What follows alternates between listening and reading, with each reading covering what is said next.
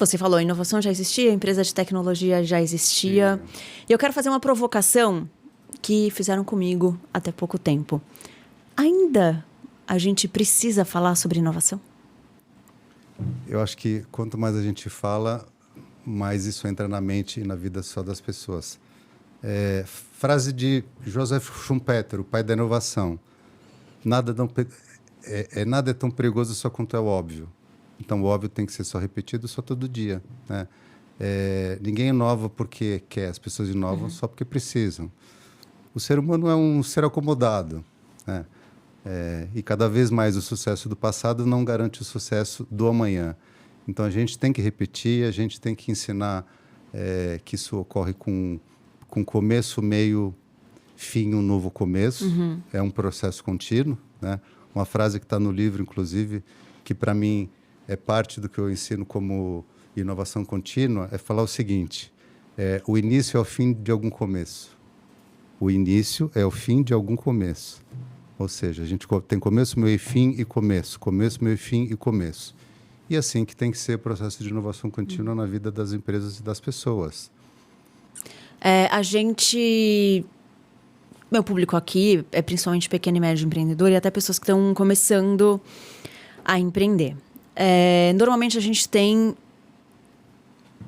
ídolos, a gente tem referências e a gente tem pessoas e empresas que são muito fortes aqui. E eu vejo, muitas vezes pelos comentários que eu recebo, de que as pessoas entendem que a grande empresa necessariamente sabe o que está fazendo. Que ela sempre vai estar por ali, que ela sempre vai saber inovar, que ela sempre vai saber se posicionar. No seu livro você traz vários exemplos de empresas que não souberam inovar para permanecer no mercado. De grandes empresas, né, Seabra, que na época que elas existiam ou que elas eram fortes, eram grandes potências, né? Sim. Empresas com possibilidade de altos investimentos, né? Como que você vê isso? Eu trago esses grandes exemplos. O mais óbvio, que todo mundo está cansado de falar, é o exemplo da Kodak, né? E eu trago esse exemplo porque eu falo o seguinte: a pergunta é, o que a Kodak fazia na cabeça da Kodak? E normalmente o público me responde, a Kodak produzia e vendia filme só fotográfico. E não é isso que a Kodak fazia. A Kodak não entendeu que eles estavam no negócio não de produzir e vender só filmes fotográficos, mas sim no negócio de eternizar memórias, não importasse qual fosse a mídia. Ponto, e aconteceu o que aconteceu. É muito perigoso fazer algo com muito sucesso por muito tempo, né? Hoje, com as tecnologias exponenciais, com o processo de validação, qualquer produto ou serviço que tem muito sucesso, ele pode ser desbancado com uma nova solução a qualquer momento. Então, isso me lembra uma frase de quem me inspirou a criar tudo que eu criei aqui. Foi o meu mestre e professor, o pai da administração moderna, Sir Peter Drucker. Eu fui aluno do Drucker na escola dele, no MBA dele, que leva o nome dele, lá na Peter Drucker School of Management. E uma vez o Drucker falou na sala de aula, ele dava aulas aos sábados, estudos de caso, assim, o sábado inteiro. Só falando as consultorias que ele deu, uma coisa assim, só fascinante. Ele falou, vocês têm que lançar produtos e serviços hoje e começar a matá-los amanhã. Inclusive, acho que eu abro o livro assim.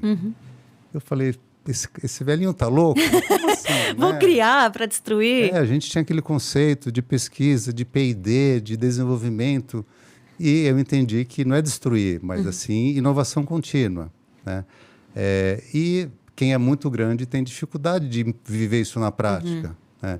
Então, hoje, algumas organizações, acho que quem faz isso muito bem é o próprio Google, e melhor ainda, a Amazon, criar núcleos pequenos.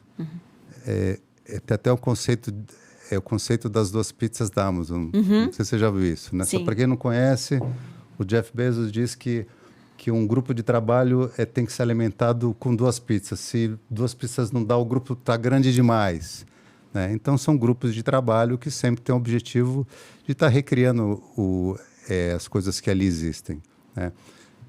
Então, é muito perigoso ser muito grande e fazer muito sucesso por muito tempo. Repense, revalide, entenda que a qualquer momento aquele que não é o elefante O dono do circo só pode se tornar o dono de um novo circo.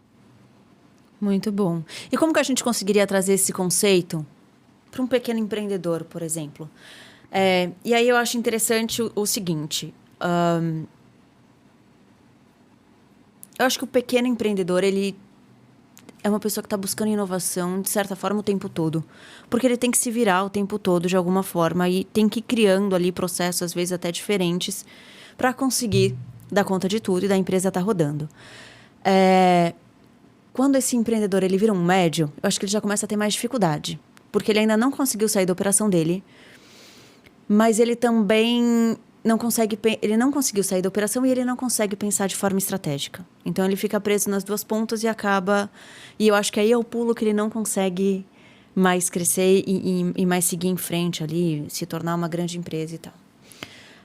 Essa é uma percepção pessoal minha. Como que um médio empreendedor pode colocar inovação no dia a dia dele, sabe? Da equipe dele? O que você coloca aqui no livro, você acha que funciona em qualquer momento?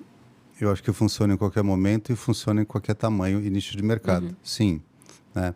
Eu já fui empreendedor pequeno várias vezes. Eu fui empreendedor multisserial em diversas áreas e em diversos nichos, até o dia que eu entendi que o meu negócio era ajudar os outros a fazer o seu negócio. Né? Mas empreendi por 25 anos.